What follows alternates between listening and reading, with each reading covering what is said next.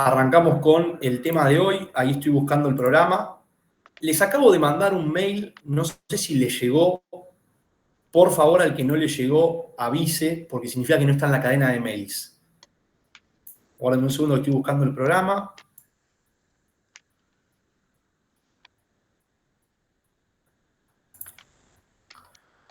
Bueno, ¿a todos les llegó el mail? Sí, profe. Excelente. Sí, profe. Bueno, al que le llegó el mail ya está en la cadena, así que no Sí, tiene que profe, preocuparse. me llegó a mí también. Perfecto. Llegó. Excelente. Si le llegó, significa que ya están en la cadena. Si no le llegó, significa que no están. A los que le llegó, cualquier consulta que tengan sobre la materia, me pueden consultar, obviamente, y a los que no le llegó, por favor, envíenme el mail de presentación o díganme por acá si los agrego ahora.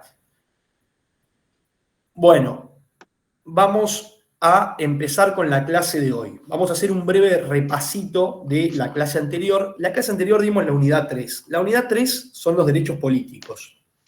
Hoy vamos a intentar dar toda la unidad 4, que es el Estado federal, que es un poquito más compleja. La clase pasada, ¿qué dimos? Dimos básicamente al principio una clasificación de derechos. Dijimos que estaban los derechos políticos, los derechos civiles y los derechos sociales. Dijimos que los primeros fueron los derechos civiles, que lo que hacen es promover las relaciones individuales para generar una mayor libertad a nivel social. Dijimos que esa libertad, después esa libertad e igualdad que proponía el liberalismo y el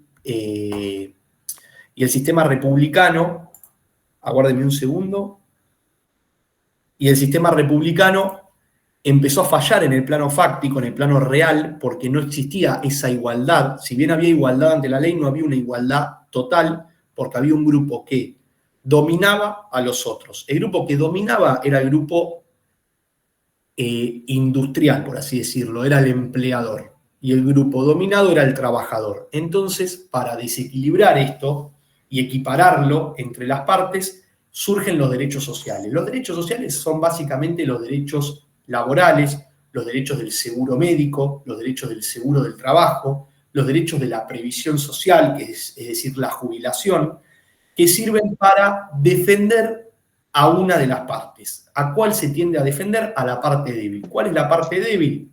El trabajador, porque es el que no tiene poder en el plano fáctico, en cuanto a los hechos. Y después hablamos lo que compete a la unidad, que son los derechos políticos. Dijimos que los derechos políticos eran aquellos donde la ciudadanía participaba en la formación de la voluntad del Estado. ¿Por qué digo la ciudadanía? Porque recuerden que los derechos políticos lo ejercen los ciudadanos, no los nacionales. Puede haber nacionales que no sean ciudadanos. Por ejemplo, una persona menor de 16 años porque no puede votar. El primer derecho que utilizamos es el voto, que ejercemos en realidad, el primer derecho político. Después también hablamos del artículo 14 de la Constitución. El artículo 14 enumera los derechos civiles. El artículo 14 bis, que es el siguiente, enumera los derechos sociales, que son los que vienen después que hablamos. Y dijimos que en el artículo 14, que es un artículo de una constitución liberal, de una constitución que defendía mucho los derechos civiles, y cuando digo liberal me refiero a liberalismo político, a que cada uno pueda hacer lo que quiera sin perjudicar a un tercero. No me refiero al liberal económico o lo que se dice libertario. Son dos sistemas distintos. Uno es el capitalismo y otro es el liberalismo. El liberalismo es un sistema político. El capitalismo es un sistema que puede ser más abierto o más cerrado. Hay gobiernos que no son liberales, pero sí tienen un capitalismo abierto. Como por ejemplo la dictadura argentina, que vos estabas en contra de Videla y te mataban. Básicamente eso no es liberal. Pero en cuanto al capitalismo de esa época, era bastante abierto en Argentina. Bueno, este artículo tiene los derechos civiles del liberalismo constitucional. ¿Qué quiere decir esto? que tiene varios derechos, como por ejemplo el derecho a asociarse, a ejercer la industria lícita, el derecho a reunión, y dijimos que había derechos que eran bifronte. ¿Por qué? Porque tenían dos frentes de aplicación. Se lo podía tomar como derechos políticos o como derechos civiles, como por ejemplo el derecho de asociación. Si nosotros nos asociamos para hacer una empresa, una sociedad anónima, una sociedad de responsabilidad limitada, ya se estaría hablando de un derecho civil. Si nos asociamos para crear un partido político y participar en la voluntad del Estado, ya estaríamos hablando de un derecho político. ¿Alguna duda hasta acá? Bueno, si no hay dudas, continuamos. Después hablamos del voto. Dijimos que...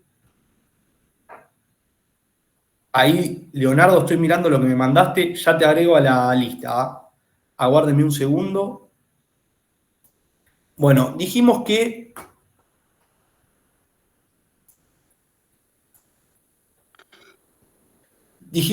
el voto es el primer derecho que se suele ejercer cuando alcanzamos la ciudadanía, y el voto después de 1912 tenía 4 características. El voto era obligatorio, igual, universal y secreto. ¿Qué quiere decir esto? Que el voto sea, primero que no es el derecho no se llama voto, se llama sufragio. El voto es cómo se materializa este derecho, es decir, cómo se lleva a la práctica. El sufragio se ejerce votando. Y en cuanto a qué es el sufragio, en Argentina es un derecho-obligación. Nosotros tenemos el derecho de ir a votar, pero a su vez tenemos la obligación de ir a votar. Porque si no votamos, el Estado nos impone una sanción. Una sanción que hoy en día quedó más que nada simbólica, porque nos prohíben de hacer algunos trámites en el Estado que no son de mayor importancia, y a su vez nos imponen una multa que creo que está en el valor de 50 pesos, que 50 pesos no es mucha plata, por eso digo que es una sanción más simbólica que otra cosa. Obligatorio, entonces tenemos la obligación de ir a votar porque si no el Estado nos sanciona. Universal, todos votan siempre y cuando se cumplan los requisitos que establece la ley. Igual, todos los votos valen lo mismo, ya no es un sistema de voto calificado donde entre comillas, los sabios valía más que el voto de los no sabios, ni tampoco censitario, que es el voto de los ricos, valía más que el de los pobres. Y por último, tenemos obligatorio igual, secreto y universal igual. Secreto y obligatorio. Y el voto secreto, ese me faltaba explicar. ¿Por qué secreto? Para que no haya ningún tipo de condicionamiento a la hora de votar, que nadie nos condicione o que nadie sepa que votamos. Lo que pasa dentro del cuarto oscuro solamente lo sabe el votante, entonces no puede sufrir ningún tipo de represalia por su elección. ¿Quedó claro, voto? Estamos haciendo un repaso express. Si no hay dudas, seguimos. Después hablamos de los partidos políticos, que dimos el caso Partido Nuevo Triunfo, que dijimos que los partidos políticos es un conjunto de personas que tienen por objetivo alcanzar el poder para gobernar conforme a sus ideas. Y los partidos políticos van a tener 3 controles. Un control cualitativo de calidad, un control cuantitativo de cuántos y un control económico-financiero. El control cualitativo va a ser un control mínimo, porque no se puede controlar la ideología de las personas. No se puede decir qué está bien y qué está mal, salvo una excepción, que el partido tenga una ideología antisistema, es decir, que vaya en contra de la ideología del partido político de la Constitución. Y dimos el fallo Partido Nuevo Triunfo, que era un partido político en Argentina que quería presentarse a elecciones, y este partido le denegaron la posibilidad de presentarse a elecciones porque tenía muchas similitudes con el partido nazi de Alemania. Tenía los símbolos, que los vimos por internet, tenía uniformes también, pregonaba cierta ideología en contra de los derechos humanos y en contra de las libertades. Entonces, el control cualitativo, para resumir, es un control mínimo que se ejerce sobre la ideología del partido político, que lo único que se prohíbe es que vaya en contra de la Constitución Nacional. Es decir, no puede haber un partido antisistema.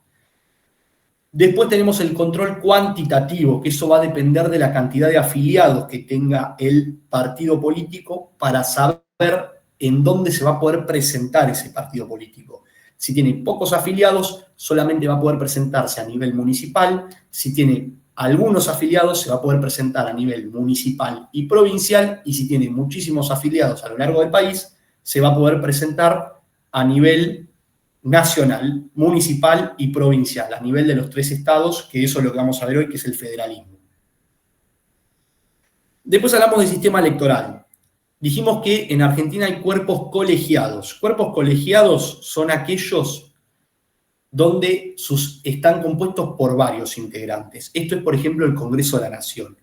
Entonces, los sistemas electorales son mecanismos que se utilizan para la distribución de cargos, distribuir los cargos conforme los votos emitidos, válidamente emitidos.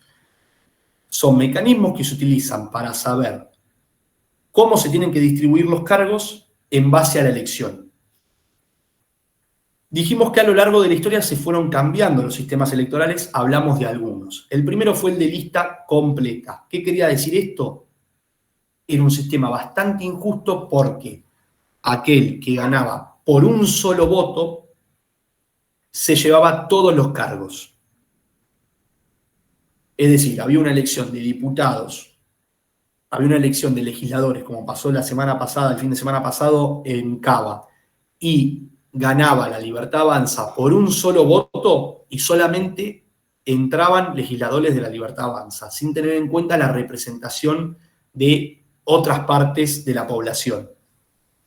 Este sistema luego se cambió, pero en esencia siguió siendo el mismo. Es el de lista completa, pero dividido en circunscripciones, para que en la generalidad haya mayor participación de las minorías. Después el sistema pasó a un sistema de lista incompleta o de la representación de la primer minoría, sistema de representación de la primer minoría. ¿Qué quiere decir esto?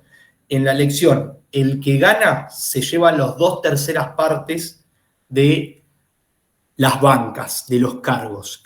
El segundo, o sea, el primer perdedor, por así decirlo, se lleva 1/3, el tercio restante. El tercero no se lleva nada, el cuarto no se lleva nada, el quinto tampoco. Esto es el sistema que se utiliza en senadores. La Cámara de Senadores, cada provincia lleva 3 senadores. El que sale primero se lleva 2 senadores, que son las 2/3 partes. El que sale segundo se lleva 1/3, es decir, una banca. El que sale tercero y cuarto ya no se lleva nada, ya no tiene ninguna banca. Y por último, el sistema más representativo es el sistema que se utilizan diputados, que se llama sistema DONT, que es a través de una fórmula, donde el que obtiene un 3% de los votos válidamente emitidos ya obtiene un cargo, ya obtiene una banca, así sucesivamente. Por ejemplo, en la elección pasada, la elección pasada me refiero a la elección de Buenos Aires, de la Ciudad Autónoma de Buenos Aires el fin de semana pasado, la izquierda sacó 3,18. ¿Cuántas bancas, se llevó la izquierda? ¿Cuántas bancas ganó la izquierda? Una banca. El radicalismo, no, después quedó Marra. Marra, el que estaba con Milei, ¿se acuerdan? El que comía atún, que fue por la UCD, sacó 2,60 y pico %. ¿Cuántas bancas ganó Marra? Les pregunto. Ninguna. Ninguna. Es decir, no entró a la legislatura. Exacto, porque no llegó al piso del 3%. El radicalismo que viene abajo de Marra tampoco, y así sucesivamente. ¿Alguna duda sobre el sistema electoral?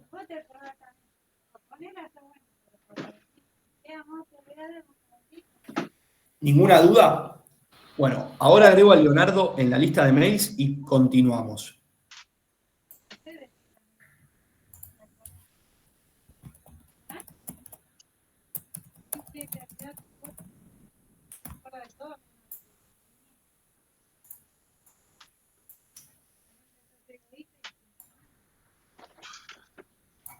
Ahí voy, ¿eh?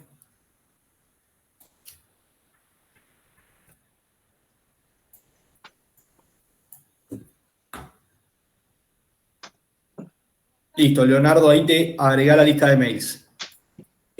Al que no le llegó, por favor, que me ponga por acá por el chat o me mande un mail de presentación, porque por ahí lo del chat me lo termino comiendo. Bueno, ¿qué nos quedó de esta unidad? Nos quedó acciones afirmativas, que es un tema muy discutido, es un tema que hoy en día en Argentina existe, pero se dictaron muchas leyes con esto, pero hay intentos de derogación, en Estados Unidos pasa lo mismo, así que les voy a contar un fallo de Estados Unidos que dio origen a esto y les voy a también comentar lo que son las acciones afirmativas y cómo se implementaron en Argentina. Después me gustaría escucharlos a ustedes qué opinan de esto porque es un tema que genera mucha controversia. Primero, ¿qué son acciones afirmativas? Las acciones afirmativas son políticas que realiza el Estado por tiempo determinado para que haya mayor integración y mayor igualdad en el plano real. Es decir, es equiparar a personas que se encuentran dentro de grupos minoritarios y ayudarlas a equipararlas con personas que se encuentran dentro de las mayorías. Cuando hablo de minorías y de mayorías, no me refiero a el número, no me refiero a que en un grupo son 10 y en el otro son 4, me refiero al poder. El poder que tiene cierto grupo que se llama mayorías, a pesar de que numéricamente por ahí son menos, y el poder que tienen ciertos grupos que son las minorías, que tienen menos poder que las mayorías, a pesar de que numéricamente pueden llegar a ser más. ¿Con esto a qué voy? En la sociedad siempre hay grupos aventajados sobre grupos desaventajados. Estos grupos aventajados siempre tienen más facilidades para acceder a determinados cargos. Entonces, las acciones afirmativas lo que hacen es equiparar el acceso a los cargos por parte de los grupos desaventajados. Los impulsan un poquito más para tratar de que haya igualdad entre los grupos aventajados y desaventajados. La historia que les voy a contar es un caso que pasó en Estados Unidos que se llama el caso Brown. No sé si alguna vez vieron una película que en la década del 60 en Estados Unidos estaba la sociedad dividida en cuanto a los servicios, que por ejemplo en un micro había asientos para personas de color y asientos para personas blancas. Las personas de color tenían baños y las personas blancas tenían otros, iban a colegios separados.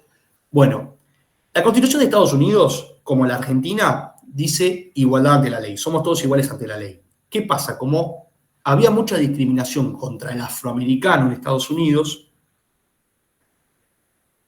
la Corte de Estados Unidos sacó una doctrina que era, está bien, separados pero iguales. O sea, somos todos iguales, pero vamos a ir en forma separada. ¿Qué quiere decir esto? Se le iba a brindar el mismo servicio a las personas blancas y a las personas de color. Ejemplo, educación, la escuela pública. Se iba a brindar el mismo servicio a la persona blanca, a la persona de color. Por ejemplo, el transporte. ¿Qué sucede? En un momento se determinó que, si bien gozaban de los mismos servicios, el servicio de las personas blancas era de mejor calidad que el de las personas de color. La escuela de las personas blancas era mejor que la escuela de las personas de color. Entonces aparece el fallo Brown. El fallo Brown, en cuanto a los hechos, no son de mayor relevancia. Era una persona mestiza que en un viaje en un tren se sube en un vagón que era solamente para personas blancas y lo echan porque dicen que no cumplía con el requisito de color de piel y lo llevan a otro vagón. Pero ahí se va a la Corte para cambiar esta doctrina de separados pero iguales. En el fallo Brown se hizo por así decirlo, un test psicológico. Psicólogos participaron en este fallo y le mostraban a nenas, tanto afroamericanas como blancas, muñecas. Le mostraban dos muñecas, una muñeca blanca y una muñeca de color. Una muñeca rubia y una muñeca de color. Entonces, las preguntas eran, que le hacían a las nenas, ¿qué muñeca te gusta más? ¿Qué muñeca pensás que es más inteligente? ¿Qué muñeca para vos es más limpia? ¿Qué muñeca es más linda? Entonces, las nenas blancas contestaban que la muñeca más inteligente, más linda, más limpia, etcétera, etcétera, todas las cosas buenas, era la muñeca blanca. Que la muñeca de color era menos inteligente, era más sucia, etcétera, etcétera, etcétera. Esas mismas preguntas le hicieron a nenas de color. Para ustedes, esas nenas de color, ¿qué contestaron cuando le mostraron las dos muñecas? Para las nenas de color, ¿cuál era la muñeca más inteligente y más linda? La blanca. Blanca. La blanca, exactamente. A pesar de que las nenas eran de color, contestaban que la muñeca más inteligente era la blanca. Entonces, a través de ese test psicológico que se hizo en el juicio, se llegó a la conclusión de que el grupo blanco, de personas blancas, era un grupo mayoritario porque tenía muchísimo más poder y dominaba a un grupo desaventajado que era el de afroamericanos. Y el proceso de dominación era muy fuerte, porque pensaban que hasta los propios afroamericanos pensaban que las personas blancas eran mejores que ellas. ¿Qué sucede? Surge otro fallo, la historia continúa, para equiparar el tema de que la sociedad sea más igualitaria a través de los cupos universitarios. Se establecen cupos para las universidades, para entrar a la universidad, donde se le daba mayor cupo a las personas de color por sobre las personas blancas. Entonces, una persona blanca en el examen de ingreso se sacaba un 8 y un afroamericano se sacaba un 7 y decidían por los cupos que ingrese el afroamericano a pesar de que tenía menos nota. La persona blanca con esto se queja, dice, pará, a mí me fue mejor, yo estudié más, etcétera, etcétera.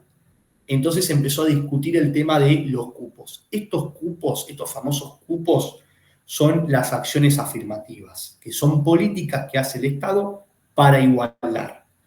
Mi pregunta es ahora, en Argentina, las acciones afirmativas, ¿en qué ámbito se llevaron a cabo?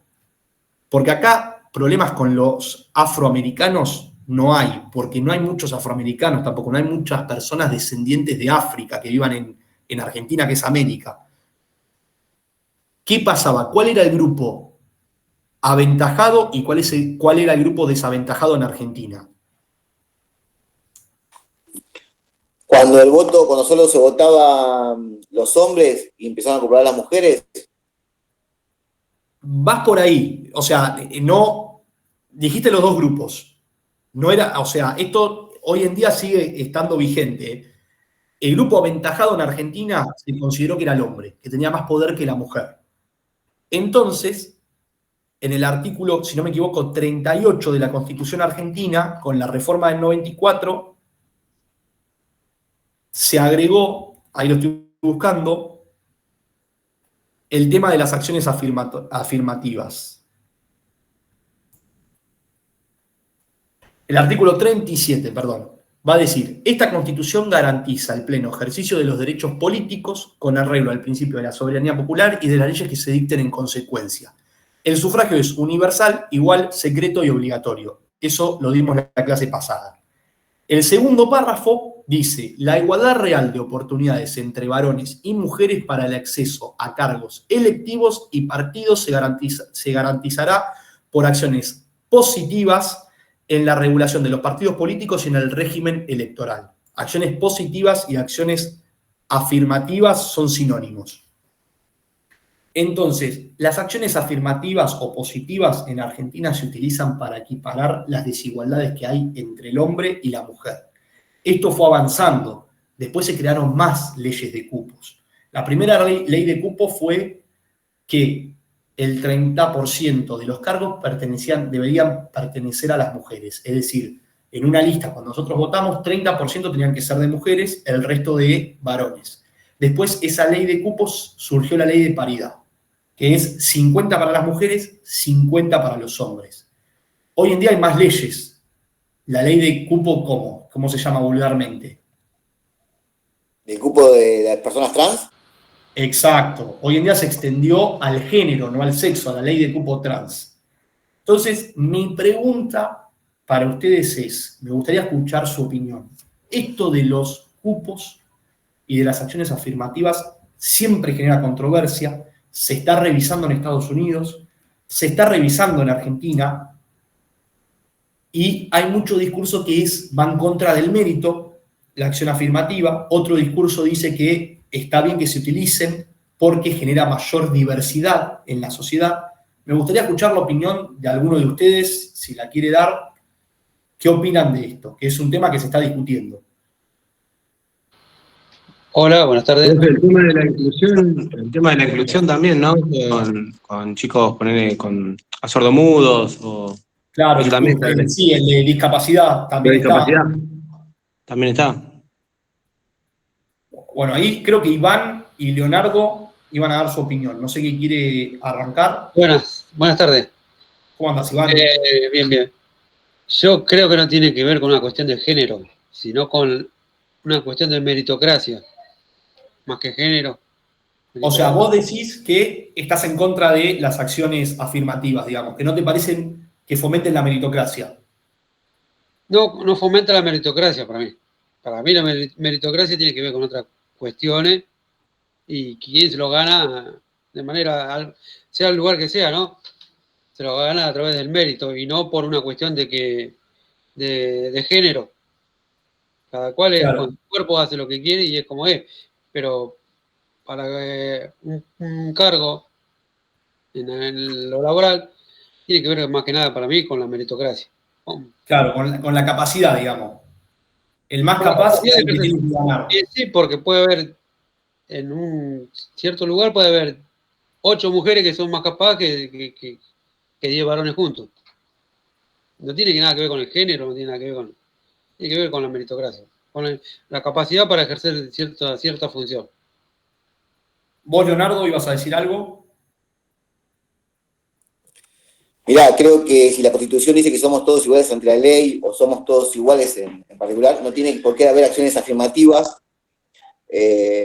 aclarando cupos en particular. Creo que esto viene a algo más que nada cultural, esto de poner cupos en particular. Y sí, estoy de acuerdo con Iván de que los cargos, cualquiera sea, tienen que ser por conocimiento, por capacidad, más que si es trans, hombre, mujer, negro, blanco, sordo, mudo o con alguna discapacidad. Eso nada más. ¿Alguna voz femenina? Que esto es también tema de sexo y género. ¿Qué opina? Me gustaría escuchar alguna opinión de alguna mujer.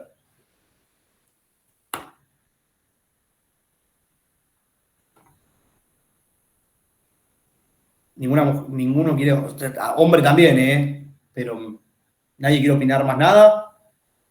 Acá estamos para debatir. Hola. O sea, sí, Ana. Hola, decime. profe. Bueno, ya que ninguna quiere opinar.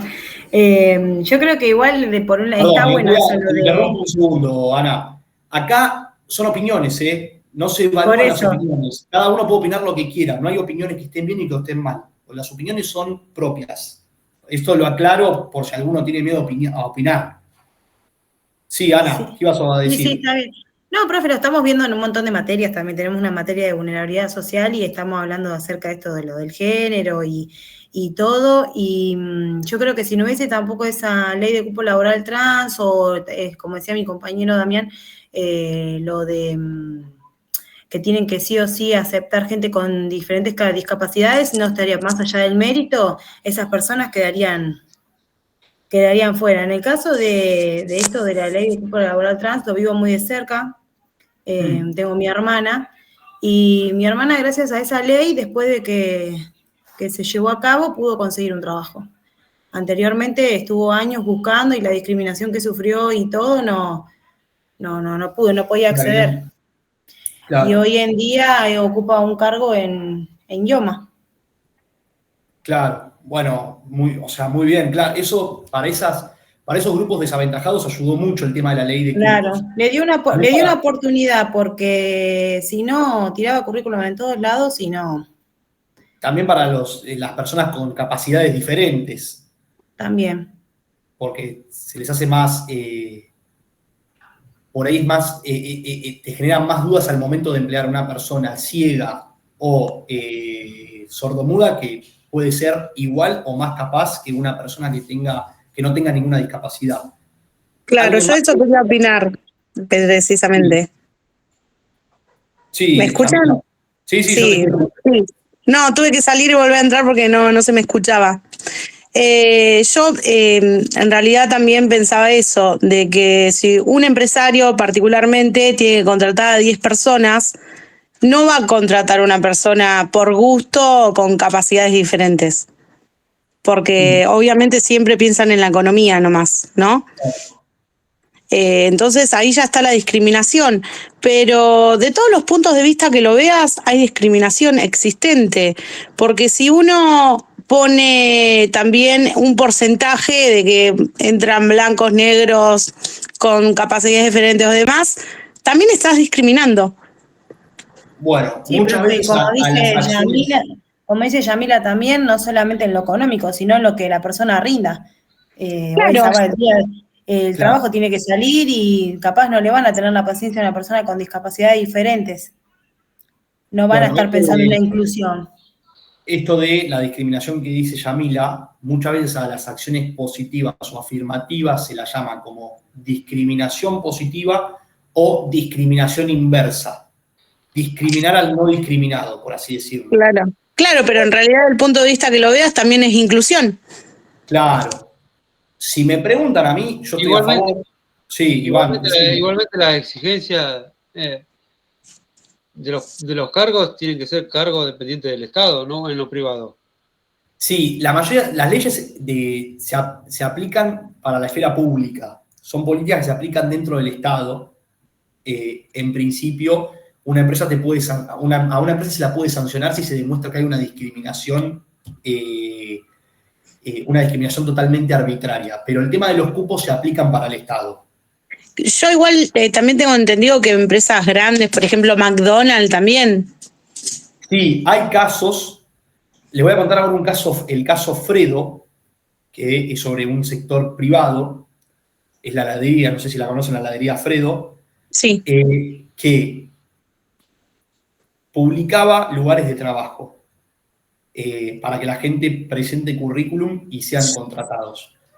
Y Fredo siempre contrataba hombres, a pesar de que también se presentaban postulantes mujeres. En un momento, una asociación de mujeres le hace juicio a Fredo.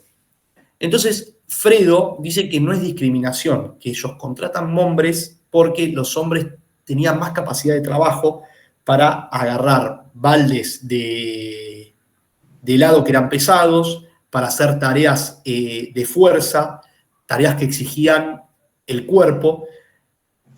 Este caso no llegó a la corte, se resolvió en Cámara. La Cámara determinó que, por todo lo que decía Fredo y por las contrataciones que hacía a lo largo de su historia y por los anuncios que publicaba, que era se buscan hombres para trabajar y no mujeres, se demostró la discriminación. Entonces, a Fredo le exigieron que de tantas contrataciones que haga, un porcentaje debían ser mujeres para equiparar esa desigualdad y que tenía que rendir informes de las contrataciones de manera periódica, cada 6 meses.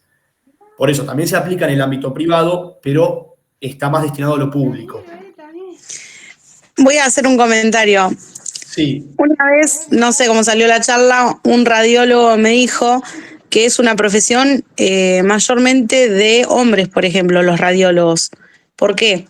Porque las clínicas generalmente toman radiólogos hombres. ¿Por qué? Porque los rayos a las embarazadas le hacen mal, por el tema de los niños y demás y todo eso. Entonces ahí también están discriminando, porque cuántas mujeres, tengo amigas particularmente, que han estudiado radiología y nunca han podido ejercer porque no consiguen trabajo, porque las clínicas toman solamente hombres.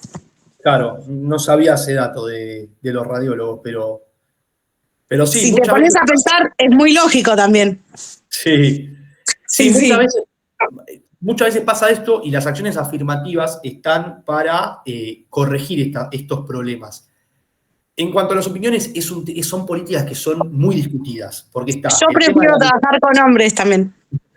Está el tema del mérito en el medio, que tiene que llegar el más capaz, que a su vez nos tiene que dirigir el más capaz. Siempre está ese argumento, porque se utiliza más en el sector público electoral. O sea, la Constitución dice que los partidos políticos tienen que tener mujeres y que los cargos electivos, es decir, los que elegimos, tienen que estar conformados por mujeres también. Entonces, esto siempre genera el tema de la discusión de la meritocracia.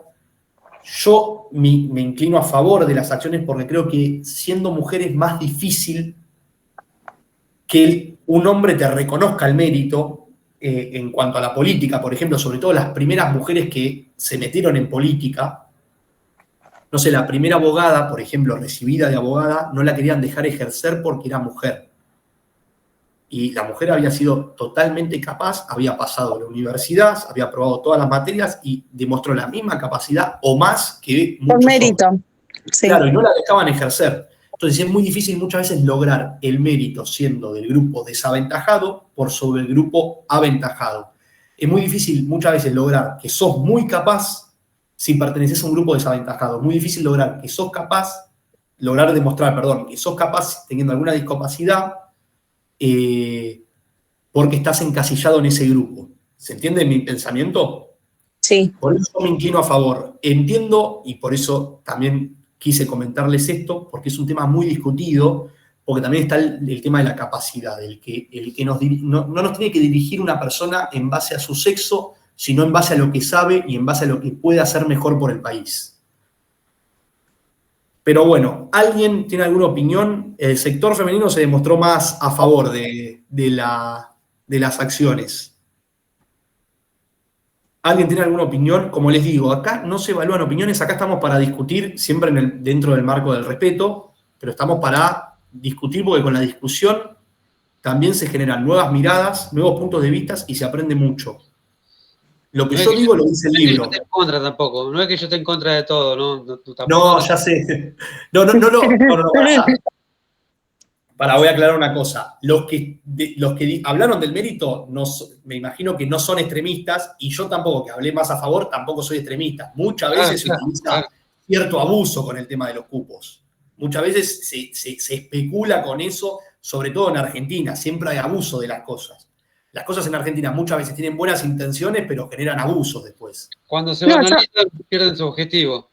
Claro. Yo particularmente dije que no estaba ni a favor ni en contra porque las dos maneras me parecen discriminadoras. Claro. Sí, que es discriminación también lo otro. Se le llama discriminación inversa. Claro. Pero es para suplir la discriminación general, por así decirlo. Claro. Yo veo que antes sí se discriminaba, ahora no veo tanta discriminación. Tuvimos presidentes mujeres, nosotros tuvimos jefe de servicio mujer, digamos, creo que hay más a lo que era antes, ¿no? Sí, poco a poco va cambiando. Muy poco a poco, pero va cambiando. Hay mujeres que manejan en colectivo, ganan plata, hay un montón de cosas que se cambian. Hay mujeres que están trabajan para levantar residuos y todo eso. Yo he visto un montón. Ahora, antes era solamente varones y ahora ya no, hay mujeres también. Claro, estas políticas en realidad... Bueno, pero a todo esto, a todos mis compañeros, ¿no creen que es algo también cultural? Algo que también que la mujer salió de la casa, algo económico también, ¿no? Que la mujer también necesitó salir a laburar y demás, y, ¿cómo se llama? Se ofreció también para trabajar de otras cosas más que ama de casa. Creo que también pasa por eso. No sé si ustedes piensan lo mismo. Tampoco quiero quedar como el malo. No, sí, obvio. Leo, tenés razón. Obvio, sí. Obvio, sí. Del hombre y de la mujer, de los dos fue el cambio cultural. La mujer que se atrevió a más y el hombre que reconoció el trabajo de la mujer. Sí, en realidad estas políticas, es como dice Leonardo y como todos dijeron, sirven para el cambio cultural, para los primeros pasos. Estas políticas deberían aplicarse por un tiempo, no de manera perpetua. Es para lograr una mejor integración y que después la integración vaya por sí sola y no siga la política, ¿se entiende? Una vez que la mujer está en política y ya es reconocida, como son reconocidas los hombres, ya no debería existir el tema de los cupos. Ahí sí ya debería llegar el que es más capaz. Pero sirven para que el primer paso que se integren al sistema político, por ejemplo. Por ahí, sin esta ley, sin este artículo de la Constitución, las mujeres nunca, estoy hablando de algo contrafáctico porque no sabemos qué hubiese pasado, pero por ahí la mujer nunca se integraba a la política y nunca participaba en la política.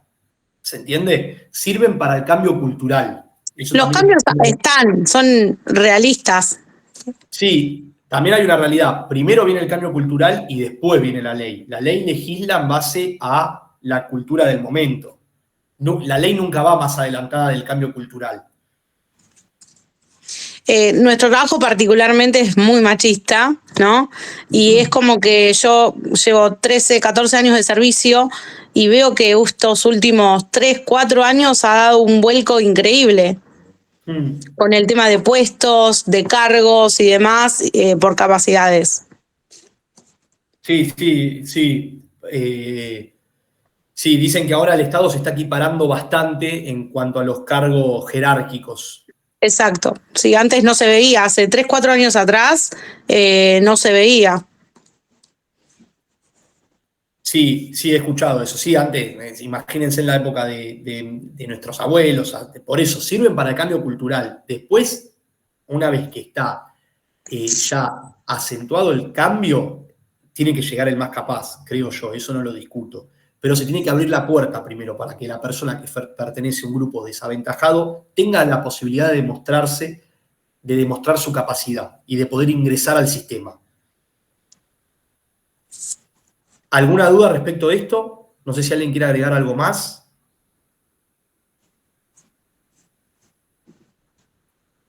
Bueno, pues también, como decía Leonardo, el rol de la mujer cambió a nivel social. Antes la mujer se dedicaba más al trabajo de la casa, al trabajo doméstico.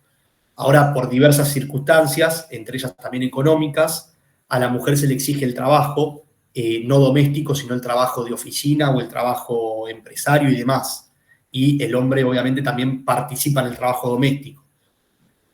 Pero bueno, si no hay dudas, ya arrancamos con el tema nuevo. Lo único que te voy a decir es, hay cuestiones que no se van a poder cambiar nunca, ni una ley ni nada.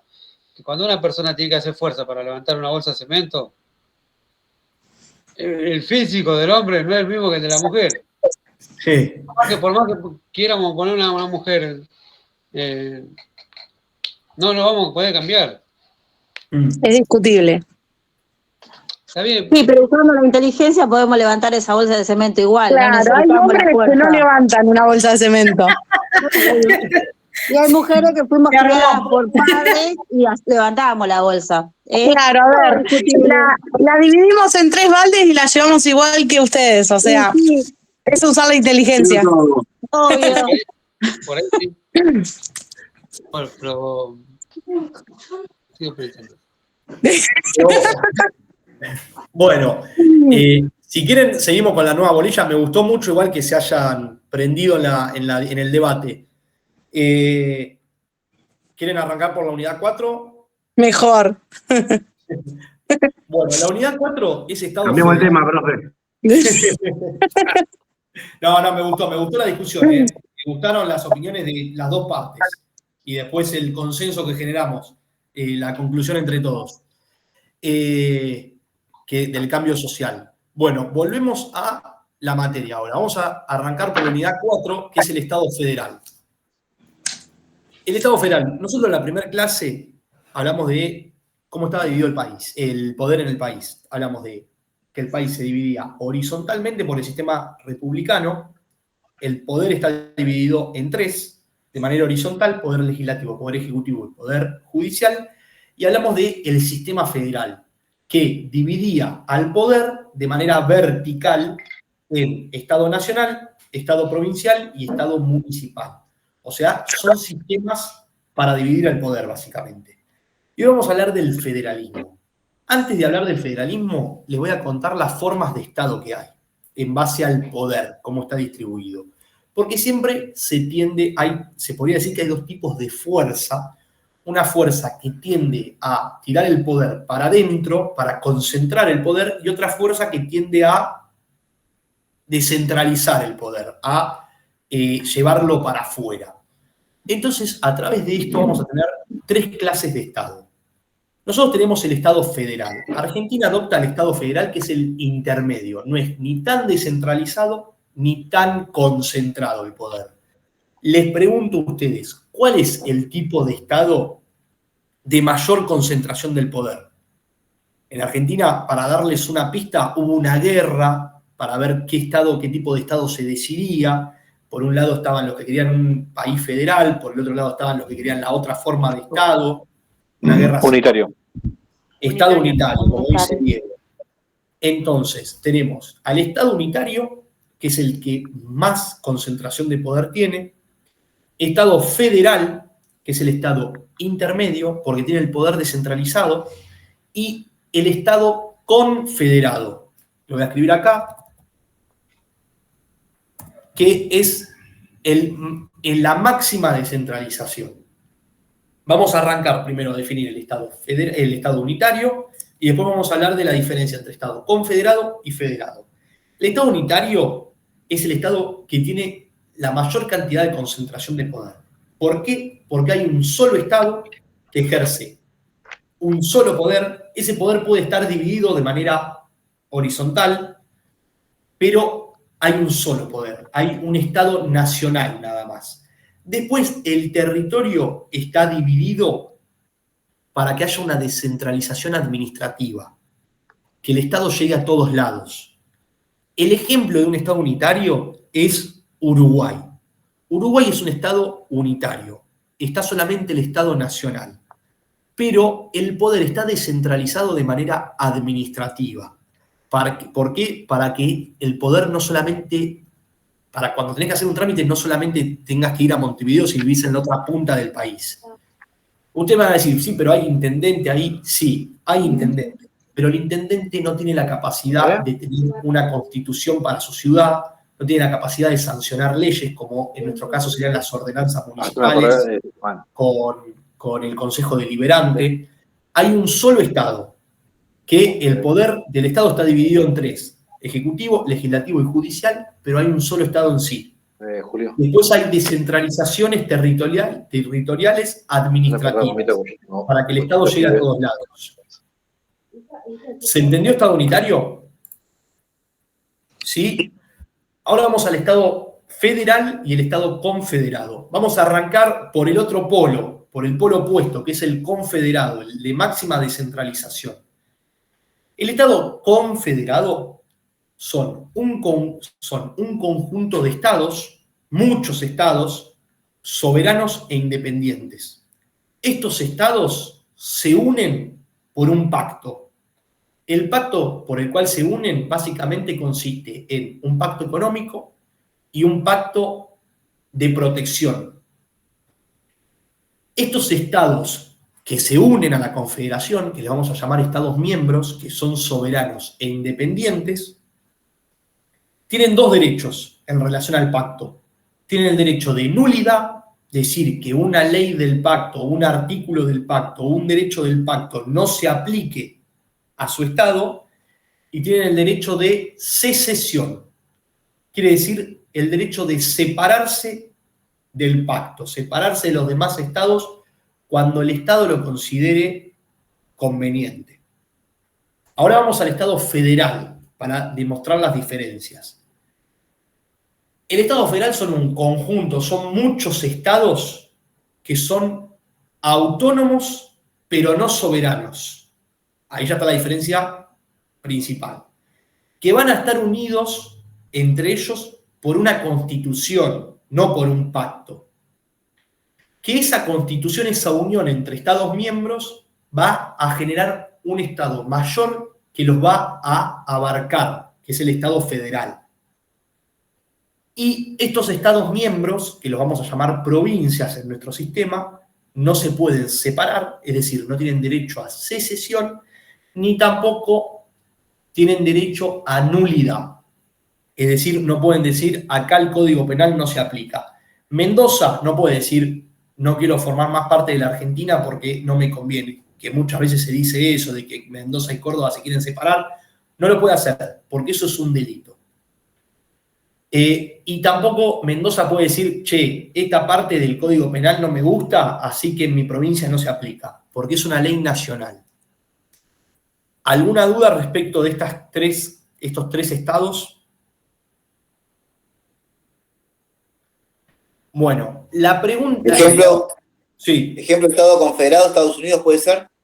Eso es lo que les iba a preguntar. Para ustedes, ¿Estados Unidos es un estado confederado o un estado federal? Porque muchas veces genera debate y es una pregunta tramposa. Pero Para mí es un estado federal. Para vos, Iván, es un estado federal. Confederado sería la Unión Europea. Sí. Para mí. ¿Y para alguien es confederado Estados Unidos? O sea, antiguamente me parece que ¿Para vos, Leonardo? los estados del sur de Estados Unidos. ¿Cómo, Iván? Sí, creo que hay leyes que no rigen en todos lados. Quizás te he equivocado yo. No importa. Acá nos podemos equivocar. Creo que antiguamente había unos estados del sur de Norteamérica que formaron una confederación en el sur de Estados Unidos. Sí. Hace años atrás. Bueno, acá Leonardo dice que hay leyes que a algunos estados no se les aplica, por lo que escuché. O sea, por ejemplo, no sé, el consumo de cannabis es legal en California, pero en Virginia no. El uso de armas también. La aportación de armas también en algunos estados sí. La aportación de armas también es distinto en los distintos estados. Es legal en todos, pero es distinta la regulación. Bueno, esto genera muchas dudas por eso, por lo que dijo Leonardo. Leonardo dice algunas... corregime cualquier cosa, Leonardo, si me equivoco con lo que dijiste. No, sí me entendió bien. Hay una ley que no rige en todos los estados. Por eso es mi duda, nada más. Claro, esto genera muchas dudas por eso, porque algunos dicen, en Estados Unidos hay algunas cosas que se pueden hacer en el estado de California y otras cosas que no se pueden hacer, por ejemplo, en el estado de Florida. Estados Unidos es un estado federal. ¿Qué pasó? Estados Unidos declara la independencia en 1776. Eran 13 colonias. En 1776 declara la independencia y empieza a ser una confederación. Con la declaración de independencia, esos estados se agrupan para beneficiarse económicamente y a su vez se agrupan para protegerse de los ingleses, que querían obviamente seguir dominando las colonias. En 1787, esas 13 colonias se van a juntar para modificar el pacto. ¿Qué pasa? Terminan dictando una constitución en lugar del pacto. Entonces ahí Estados Unidos deja de ser una confederación y pasa a convertirse en una federación. ¿Qué pasó? Años después, como adelantó un poco Iván, el sur quería un sistema distinto. Quería mantener la... Soledad, no hay problema, retírate, no hay ningún problema. Yo te paso presente, no te das problema. Estados Unidos quería retirar, en los estados del sur querían mantener la esclavitud y los estados del norte no, en cuanto a las personas de color. Y a su vez, los estados del sur querían un sistema agroexportador, es decir, como el sistema argentino que se base en la economía del campo, y los estados del norte querían un país industrial. ¿Qué dijeron? Los estados del sur dijeron que ellos eran una confederación. Interpretaron algunos textos jurídicos que se habían firmado con anterioridad al momento del nacimiento del país y dijeron, Estados Unidos sigue siendo una confederación. Entonces yo me voy a separar del norte. Porque no me gusta que el norte vaya en contra de la esclavitud y no me gusta que el norte quiera un país industrializado. Entonces aparece la Confederación del Sur. El norte dice, no, pará, vos no podés hacer esto. Nosotros somos una federación. No te podés separar porque no tenés derecho de secesión. ¿Qué pasa acá? Se forma la guerra civil, la guerra de secesión, se llama así. ¿Quién gana? Gana el norte. El norte le gana al sur, entonces por eso a partir de ahí quedó determinado que Estados Unidos es una federación y que no hay lugar a discusión. Porque no se pueden separar los estados. Y si un estado se quiere separar de Estados Unidos, entra en guerra con Estados Unidos, porque no se, con las personas que se quieren separar en realidad, porque no se lo permite su constitución. Ahora bien, hay derechos que contempla un estado y no contempla el otro. Por ejemplo, el tema del aborto, por ejemplo, el tema del consumo de cannabis.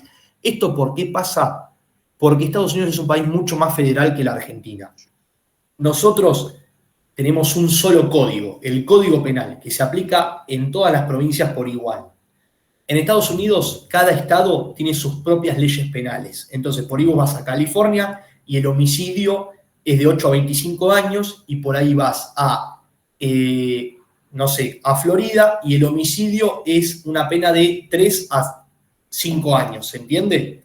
Es distinto, ellos son más federales todavía.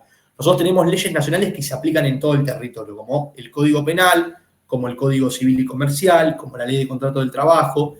Por eso, muchas veces genera esta discusión de si Estados Unidos es una federación o no. Pero Estados Unidos, después de la guerra civil, quedó demostrado que es una federación. ¿Alguna duda respecto a esto? O sea, Estados Unidos fue una confederación desde la Declaración de Independencia hasta 1787, que dictó la Constitución.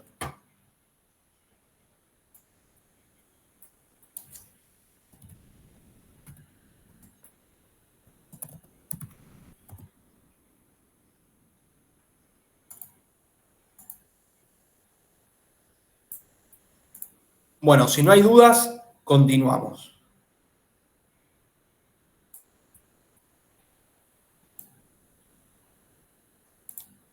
Miren, esta es la bandera confederada de Estados Unidos, la que quería el sur. Esta, la de acá. El norte tenía la bandera que nosotros conocemos hoy en día, la de Estados Unidos. ¿La de la X sería, profe? La de la X, claro. El sur decía que ellos eran una confederación y esta era la bandera para el sur. Terminó ganando el norte. Si ganaba el sur, por ahí la historia era otra. Bueno, entonces sabemos la diferencia entre los estados. Ahora vamos al Estado federal, que es nuestro sistema. Los estados miembros, por así decirlo, serían las provincias, y los estados, el estado que los agrupa a través de la Constitución es el Estado federal o Estado nacional. Y a su vez están los estados municipales. Pero, como en todo sistema federal, muchas veces hay competencias, facultades que le corresponden a la nación y competencias o facultades que le corresponden a los estados miembros o a las provincias. Entonces hay que saber cómo es el sistema, qué le corresponde a cada estado.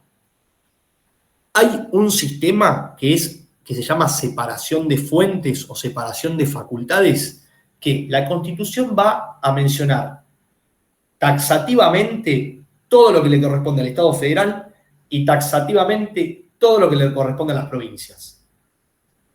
Taxativamente me refiero a lo que está dentro de las competencias, son las competencias que tienen. No se pueden agregar más ni se pueden sacar. Cuando hay discusión sobre un tema de, pero no lo especifica la Constitución y eso, hay un tribunal constitucional que determina a quién le corresponde, si a las provincias o a la nación. ¿Argentina tiene este sistema? Argentina no tiene este sistema. El segundo sistema es: el Estado federal conserva todo el poder que no le dio a las provincias. O sea, el Estado federal le da poderes a las provincias, facultades a las provincias, y conserva aquellas facultades que no le dio. O sea, el Estado federal le dice a las provincias, por ejemplo, vos podés hacer tal cosa, y nada más, es el único poder que tienen las provincias. Todo lo que no te dije es del Estado nacional, es mío. ¿Argentina tiene este sistema? Argentina tampoco tiene este sistema. ¿Cómo es el sistema argentino? Es el opuesto a este. El principio rector para el sistema federal argentino es que las provincias son preexistentes a la nación. Son anteriores a la nación y las provincias crearon al Estado Nacional. Cuando se agruparon, dictaron la Constitución y crearon al Estado. Entonces, estas provincias conservan todo poder que no le dieron a la nación. ¿Se entiende? Las provincias le dan determinados poderes a la nación y la nación tiene que ejercer esos poderes. Los poderes que no tiene la nación son de las provincias.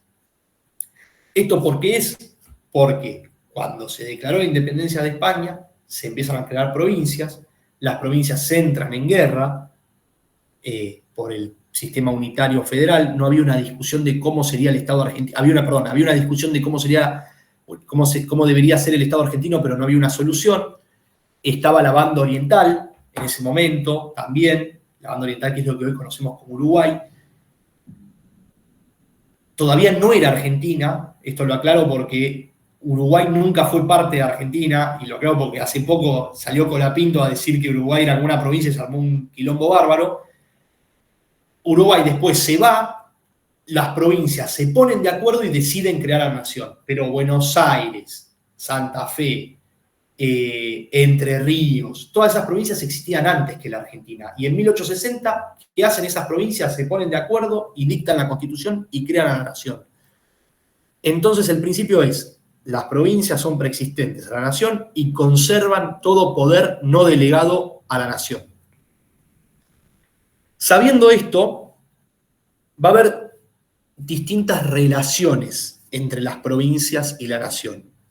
La primera relación, ¿cómo se van a relacionar las provincias con la nación? La primera relación va a ser la relación de subordinación.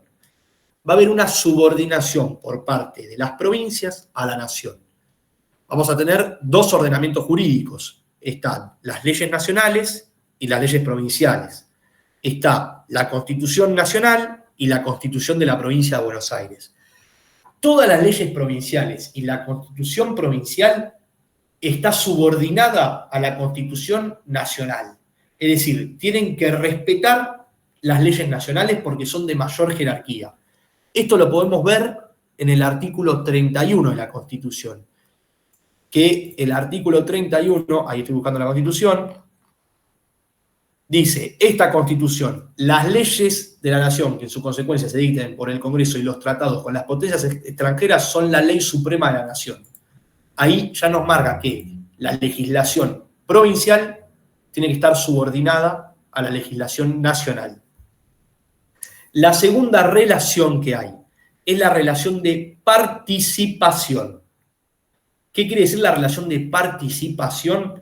Que las provincias van a participar en las decisiones que tome el Estado nacional o el Estado federal. Y mi pregunta a ustedes es, ¿cómo van a participar las provincias en el gobierno federal o en el gobierno nacional? ¿Dónde participan las provincias? ¿Dónde están las provincias en el gobierno? ¿En el Congreso, profe? En el Congreso, sí, pero ¿en qué parte del Congreso? En la legislatura. En La legislatura en se la legislatura. Senadores. En los senadores. Cámara de Senadores. En la Cámara de Senadores. ¿Cómo es esto? El Congreso, el Poder Legislativo, tiene dos cámaras. La Cámara de Diputados, donde están los representantes del pueblo. O sea, nos representan a nosotros. Y después está la Cámara Alta, que es la Cámara de Senadores. Que representan Donde a la los senadores no nos representan a nosotros, representan a las provincias, representan los intereses provinciales. ¿Esto qué pasa? Por ejemplo, diputados como representa al pueblo, hay determinada cantidad, la cantidad de diputados que lleva la provincia de Buenos Aires es distinta a la que lleva Tierra del Fuego. ¿Por qué? Porque la provincia de Buenos Aires tiene más habitantes que Tierra del Fuego, entonces tenemos más diputados. Pero en cuanto a las provincias, todas las provincias, independientemente del tamaño territorial o de la cantidad de habitantes que tengan, llevan a los mismos senadores, a 3 senadores, para generar una igualdad entre las provincias. Por más que Tucumán sea más chiquita y tenga menos habitantes que Buenos Aires, tiene la misma representación que en el Congreso que nuestra provincia. ¿Se entendió la relación de participación? ¿Sí? La relación de subordinación. Bueno, y ahora entramos en la relación más difícil, que la voy a explicar lo más sencilla posible, porque esto genera muchas veces juicios y debates contra el Estado Nacional y demás, que es la relación de coordinación. ¿Cómo se coordinan las facultades? Vamos a tener facultades exclusivas, facultades prohibidas y facultades concurrentes. Lo hago de una manera sencilla para que se entienda. Dentro de la relación de coordinación, que la relación consiste en cómo se van a coordinar las facultades entre las provincias y la nación, van a existir facultades exclusivas, facultades que solamente puede hacer el Estado Nacional, exclusivas del Estado Nacional, como por ejemplo intervenir una provincia, y facultades exclusivas de las provincias, como por ejemplo dictar una constitución provincial. La Constitución de la provincia de Buenos Aires la dictan los bonaerenses, la dicta la Constitución de Buenos Aires, no la dicta la Nación. Si los bonaerenses queremos reformar la Constitución de Buenos Aires, nosotros la reformamos, no va a venir el gobierno nacional a reformarnos nuestra Constitución. Después tenemos las facultades concurrentes, que esta es la que más difícil por ahí es. Facultades concurrentes quiere decir en que tanto el Estado nacional como el Estado provincial pueden hacer esto. Pero si uno empieza a hacerlo, el otro lo tiene que dejar de hacer, para que los dos estados no hagan lo mismo. Esto es, por ejemplo, el tema de los códigos, el Código Penal, el Código Civil. Yo les dije que las provincias eran preexistentes a la nación. Entonces, antes de 1860, la provincia de Buenos Aires tenía su propio Código Penal, la provincia de Tucumán tenía su propio Código Penal, la provincia de Santa Fe tenía su propio Código Penal. Cuando crean a la nación, le otorgan esta facultad concurrente a la nación. Le dicen, hasta que vos no dictes el Código Penal nacional, se va a empezar, cada provincia va a tener su código provincial. Cuando vos dictes el Código Penal nacional, los códigos provinciales van a dejar de aplicarse. Entonces, en 1860 se crea la Argentina con el dictado de la Constitución, después de muchos años se dicta el Código Penal, que no recuerdo bien la fecha. Ahí, esta facultad que tenían las provincias de legislar en materia penal cae y solamente lo puede hacer la nación. ¿Se entendió la facultad concurrente? ¿Sí? Porque esto por ahí es medio complejo. Y después están las facultades prohibidas. ¿Cómo sacamos las facultades prohibidas? A través de las facultades exclusivas. O sea, hoy dijimos, por ejemplo, que dictar una constitución provincial es facultad exclusiva del Estado provincial. Entonces, el Estado nacional tiene como facultad prohibida dictar una constitución provincial, ¿se entiende? Hoy dijimos que la facultad exclusiva del Estado nacional era la intervención en una provincia, la intervención federal. Entonces, los estados provinciales tienen prohibido la intervención federal. Buenos Aires no puede intervenir a Mendoza, eso lo tiene que hacer la nación. ¿Se entendió el tema de las facultades? Sí. ¿Sí? O entonces seguimos ¿quieren hacer un recreíto? No la vamos a terminar hoy la unidad porque es bastante larga. Y bueno, si no la vamos a terminar, vamos a un recreo, si no la... Dale, hacemos un recreíto de 10 minutos. Listo. Y 32 volvemos.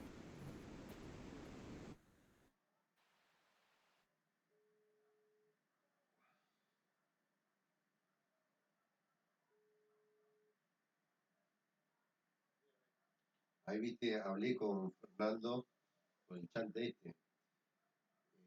Igual hoy viste tú con Fernando, con el herrero, viste, el gordito. Me falta respeto al preso.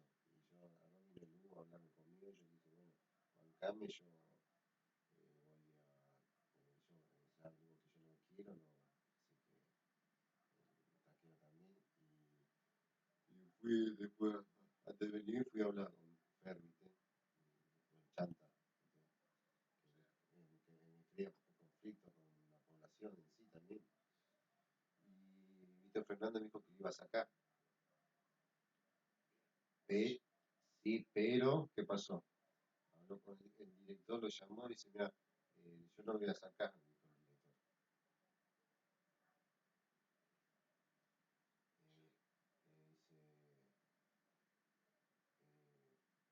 Dice, que arranquemos ahí. Pero yo le digo, Fer, yo tampoco lo quiero, yo voy a hacer un informe, dice, yo también vamos a hacer en la semana un informe negativo. Yo tengo un modelo más o menos, cómo se hace. Hacemos de lo que manifestaron, de lo que nos juntos.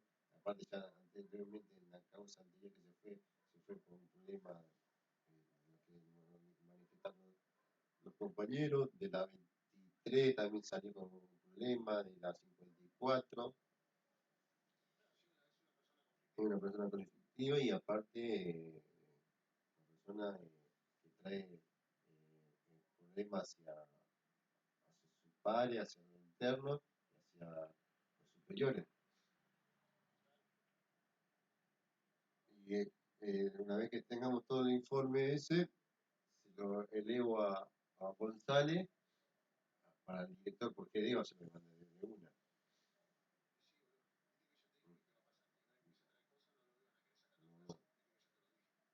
No. Sí, sí.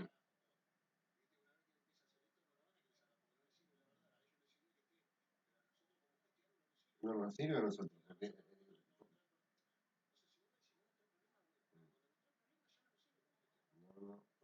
Fernando dijo, no, dijo, yo no, tampoco lo quiero y la quiero porque no lo quiere sacar, ¿viste? Porque le comió la oreja el otro, el Ochoa.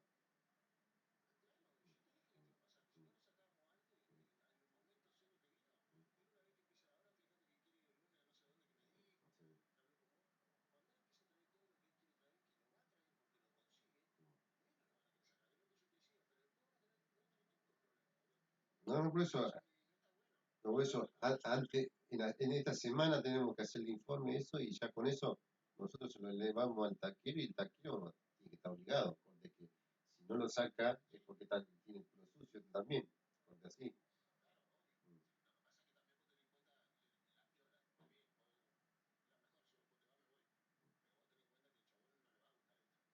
No me importa, a mí no me importa, pero yo prefiero.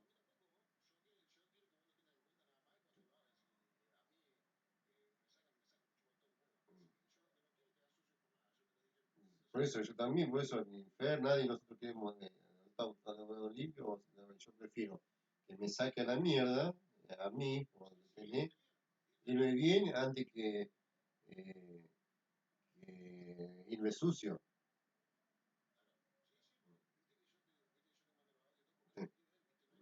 No, si el gato sí vino a hablar conmigo, a veces la corte piola ganas y vino así, corte buenito, se tiró al piso.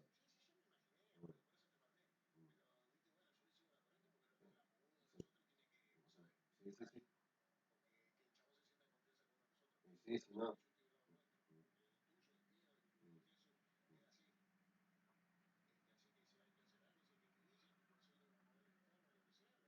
Por eso, no usa nadie. O sea, y aparte, ya viste el taquero, ella no lo quiere sacar, porque le comió la oreja al otro, es por algo. Y Fernando, viste, Fernando también está de los pelos, está como, no. Yo le dije, mira, yo voy a escribir esto, voy a hacer esto, y te lo voy a pasar a vos y se lo voy a dirigir al taquero. Y está bien, bonito. Así nos cubrimos nosotros.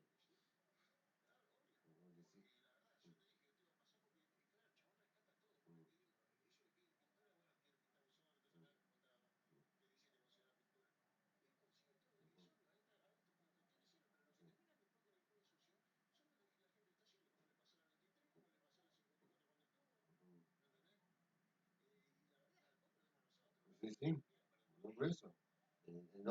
No pierde ni dije ni la jefatura que le trajo. Sí, sí. No, no, por eso. Mañana, si yo tengo un modelito, después de última, para que lo vayas tipeando un poco.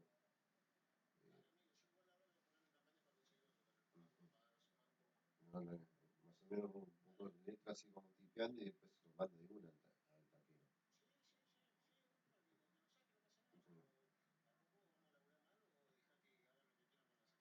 Sí. Aparte, otra cosa, ese domé, viste, no sé, lo tenía ubicado, es un dolor de huevos. Sí, sí. Ese mañana voy a tener que ir temprano y hablar con el chanta y para ir haciendo las cosas.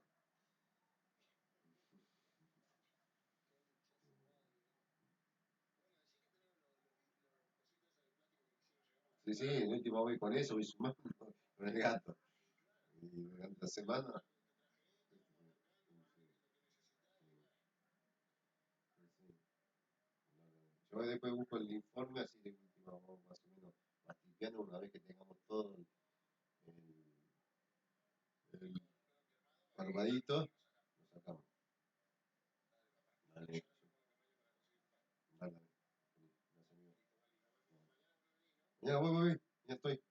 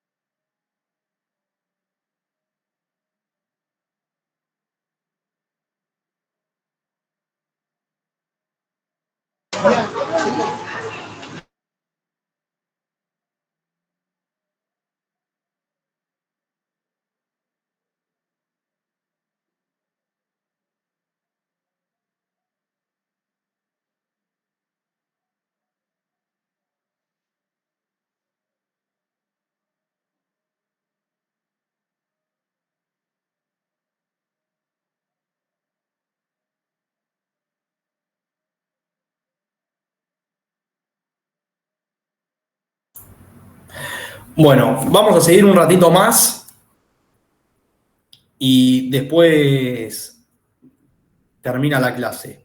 Vamos a dar un poquito más de la unidad, así ya la semana que viene intentamos dar la unidad 5 por completa. Vamos a hablar ahora de las provincias, que es el tercer punto del programa. Para la clase que viene dejamos zona de jurisdicción federal, municipal y la intervención federal, que es cortito. Bueno, las provincias. ¿Qué son las provincias? Las provincias son unidades políticas que componen al Estado federal. O sea, las provincias son divisiones territoriales políticas que componen al Estado federal y presentan ciertas características. La primera característica es la igualdad. ¿Por qué? Porque, como les dije, hay provincias que son preexistentes a la nación, pero hay provincias que se crearon posteriores a la nación, como por ejemplo Tierra del Fuego, que fue la última provincia en crearse, se creó en la década del 80. Entonces, la igualdad, la característica de la igualdad consiste en que las provincias preexistentes y las provincias nuevas, que son anteriores, van a estar en pie de igualdad y van a tener las mismas facultades. No va a haber una discriminación en cuanto a una provincia vieja, por así decirlo, y a una provincia nueva. Van a tener las mismas facultades todas las provincias. Después, la segunda característica es la indestructibilidad. Las provincias son indestructibles. El Estado nacional no puede suprimir una provincia. No puede dividir a una provincia y de una provincia crear dos. Ahora, la provincia puede dividir su territorio en varias provincias. Esto lo decide el gobierno provincial a través de su legislatura. O sea, la provincia de Buenos Aires puede dividirse en 5 provincias, si así lo dice su legislatura, si así toma esa decisión su legislatura, y a su vez las provincias pueden anexarse y formar una provincia más grande. Es decir, la provincia de Buenos Aires, si quiere, puede anexarse y unirse con la provincia de Santa Fe. Pero, ¿quién va a tomar esta decisión? Si Santa Fe y la provincia de Buenos Aires se quieren unir, ¿quién toma esta decisión de unión y generar una provincia más grande y que se llame Buenos Fe? ¿Y el pueblo? La propia provincia. Las dos provincias, el pueblo de la provincia de Buenos Aires y el pueblo de Santa Fe. Y después, la última característica, además de la igualdad y la indestructibilidad, es la autonomía. Las provincias son autónomas, son estados autónomos. ¿Qué quiere decir autónomos? Van a ser autónomos institucionalmente, es decir, van a dictar sus propias leyes y su propia constitución, y van a crear sus propios órganos de gobierno, van a ser autónomas económicamente y financieramente, porque van a tener sus propios recursos, es decir, van a tener sus propios impuestos, van a generar sus propios recursos, además de los que les otorgue la nación, van a ser autónomas de manera administrativa, es decir, autonomía administrativa, porque se van a administrar a ellas mismas y van a ser autónomas políticamente, porque van a elegir a sus propios políticos, a sus propios representantes. Nosotros elegimos al gobernador de la provincia de Buenos Aires, no lo elige el Estado Nacional, ni lo elige otra provincia. Nosotros elegimos a nuestros diputados y senadores y a través de un mecanismo indirecto se eligen a los jueces. Entonces, la autonomía consiste en que va a haber autonomía institucional, autonomía económica y financiera, autonomía administrativa y autonomía política. Elegimos a nuestros representantes, dictamos nuestras propias leyes y nuestra propia constitución, tenemos nuestros propios recursos y nos administramos a nosotros mismos como queremos. Estas son las provincias. Va a haber lo que se llama la garantía federal, que es el artículo 5 de la Constitución. El artículo 5 de la Constitución dice, cada provincia... Profe, un segundo. Sí. No, si puede repetir una de las características, igualdad, me dijo, igualitarias. Sí, las provincias tienen 3 características. Igualdad. Hay provincias que son preexistentes a la nación y provincias nuevas que se crean con posterioridad a la nación. Como por ejemplo Buenos Aires. Buenos Aires es preexistente a la nación. Buenos Aires formó parte de la creación de la nación. Tierra del Fuego es nueva, porque se creó en la década de 1980. La igualdad consiste en que las provincias preexistentes como las posteriores a la creación de la nación van a ser iguales, van a tener las mismas facultades y los mismos derechos y la misma autonomía. No va a haber ningún tipo de discriminación. Yamila, no hay problema, retírate, ya pongo presente. Después, la otra característica es que son indestructibles. La nación no puede suprimir una profe, provincia. Era esa aclaración nada más, de igualdad nada más.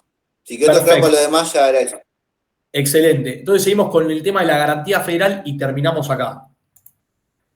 Garantía federal, artículo 5. Cada provincia dictará para sí una constitución bajo el sistema representativo republicano, de acuerdo con los principios, declaraciones y garantías de la Constitución Nacional, y que asegure su administración de justicia, su régimen municipal y la educación primaria. Bajo estas condiciones, el gobierno federal garante a cada provincia el goce y ejercicio de sus instituciones. ¿Qué quiere decir este artículo? Quiere decir que la provincia va a dictar su propia constitución. Y el Estado federal no puede intervenir en el dictado de la constitución de una provincia. Y el Estado federal va a garantizar que la provincia pueda dictar su constitución y que se cumpla esa constitución provincial. Pero bajo ciertos requisitos. ¿Qué requisitos tiene que tener una constitución provincial para que la nación no se meta, básicamente, y que le garantice el ejercicio del dictado de la Constitución? Tiene que ser, la Constitución tiene que tener el sistema republicano de gobierno, es decir, el poder dividido en 3, o en 4, o en 5, lo que quieran, pero tiene que tener el poder dividido, tiene que tener la igualdad ante la ley, tiene que tener la periodicidad de los cargos, que se garantice el régimen municipal, es decir, que las provincias estén divididas en municipios, y que garantice la educación primaria y que tenga un sistema de justicia. Bajo esos 4 requisitos o 4 presupuestos, la nación no puede meterse con una constitución, con el dictado de una constitución provincial. Es decir, la constitución provincial se dicta conforme a esos 4 requisitos y ya está vigente. No es que tiene que ser aprobada por el Congreso Nacional o por el presidente de la Nación y demás. ¿Se entendió lo de la garantía federal? Bueno, la clase que viene vamos a dar la intervención federal, que es cuando el Estado federal deja de ser garante en este sentido y ya interviene una provincia por determinados supuestos, y vamos a dar zonas de jurisdicción federal. Y seguimos con la unidad 5. ¿Hay alguna duda respecto de esta clase o de las anteriores? ¿Ninguna duda? No. Bueno, pongan presente que me quedo pasando lista y nos vemos la semana que viene.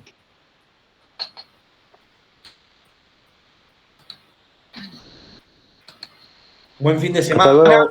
Los que igualmente. Gracias. Nos vemos el jueves que viene. Chau, chau. Chao, profe. Chao, profe.